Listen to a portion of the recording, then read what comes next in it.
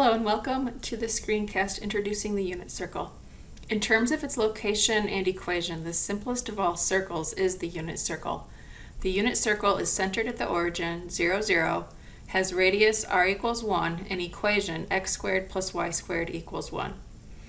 In order to fully understand any circular function, we want to understand what happens as a point traverses a given circle. So it makes sense to focus first on the simplest circle of all and see what special properties it has. Our main perspective is thinking about how the vertical and horizontal coordinates of a point traversing the unit circle change as a function of distance traveled around the circle.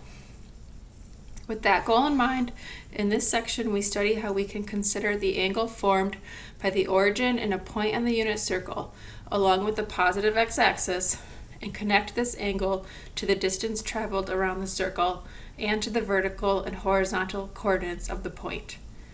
By thinking about certain natural fractions, such as traveling 1/12 of the circumference of the circle, we will learn that it's possible to determine the exact x and y coordinates of certain points on the unit circle. These special points on the unit circle will enable us to better understand the behavior of the circular functions that track the vertical and horizontal coordinates of a point traversing a circle. Going forward, you'll find it very helpful to memorize and remember the 16 special points on the unit circle that we identify in this section, their coordinates, the radian measure of the corresponding angle, and the degree measure of the angle as well.